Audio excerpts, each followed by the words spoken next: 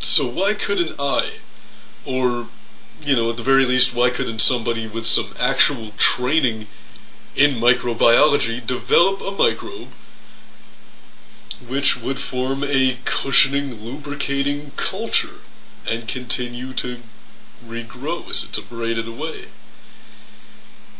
Well, I eventually dismissed that as a dumb idea, because it wouldn't know when to stop growing. It would just continue to grow and take over part of your body. And when cells keep growing and don't know when to stop, that's what we call cancer.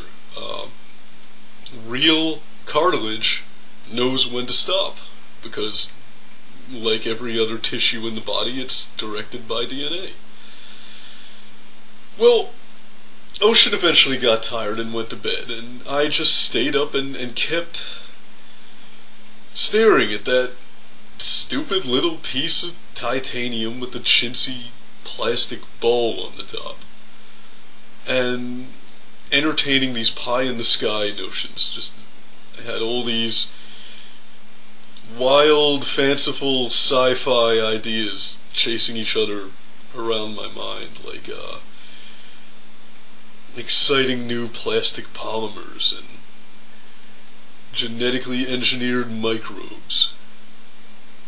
And I kept thinking about stuff like that for about an hour, and then it hit me like a ton of bricks, and I felt pretty stupid for not thinking of it sooner, because in retrospect it was the only answer, it's the obvious answer. There already is a technology which, a lot of people think isn't being developed as aggressively as it should be, which is specifically intended to address the problem of regrowing parts of the human anatomy which have become damaged or are missing somehow. Stem cell technology. Wah, wah, wah, wah. Well, they're amazing things, those stem cells. I actually have an ex-girlfriend who's a research scientist working on stem cell technology, my high school sweetheart. And I haven't talked to her in years, but the last time I did, she was actually, expressing a little bit of the frustration that I've heard about, with grants falling through and materials being impossible to come by. She didn't actually, she wasn't working for a university or anything like that. It was just intern work. And she was going to BU, and then she went to medical school after that. Well, she told me a little bit about how this stuff works, and it's really remarkable technology. The stem cells, they mimic other cells. If you put a stem cell next to a nerve cell, it becomes a new nerve cell. And if you put a stem cell next to a bone cell, it'd probably become a new bone cell. So this really clearly is where the answer lies for people like Ocean, and for people much worse off. For people who are paraplegic, for people with severe brain damage. This is the future of medical technology. Well, I started thinking about that, and then I remembered that I have a few fans in the moderate Christian community on YouTube. The soft-celled Christians, the hippie shit Christians, like God uses a Mac and Together for Peace. They like the fake Sagan. They got a warm, fuzzy feeling about the fake Sagan. Despite the way I feel about them, which I've never made any secret. Unless, everybody's so dumb that they just... Okay. Let me give you guys the punchline. Months later.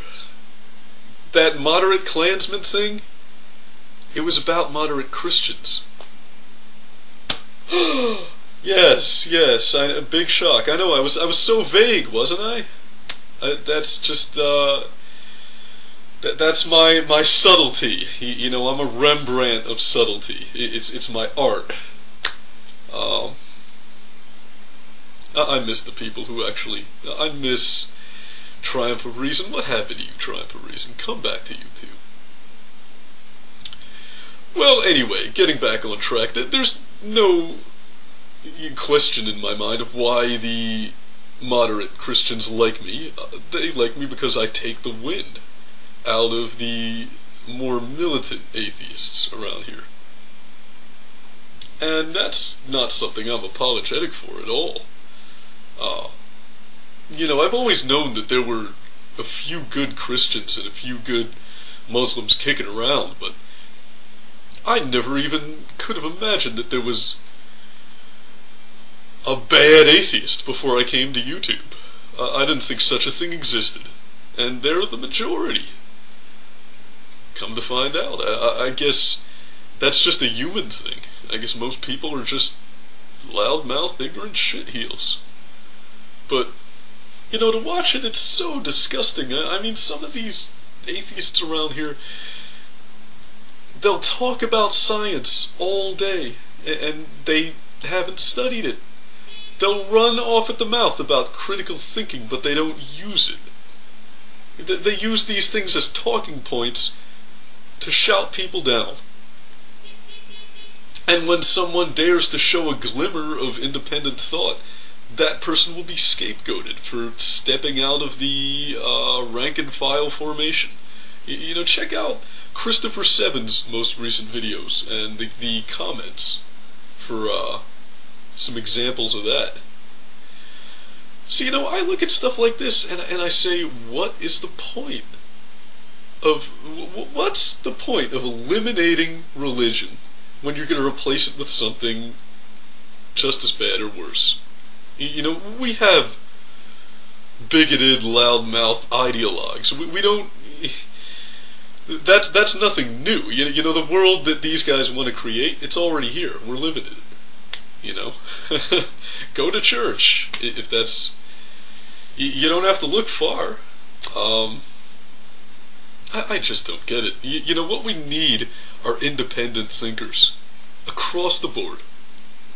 It's what's missing everywhere. It's what the Christian community is missing, the Muslim community is missing, the Jewish community is missing, and the atheist community is missing. Independent thought. Mob mentality is the devil in all of our lives. It's the source of every ill. Quote me on that.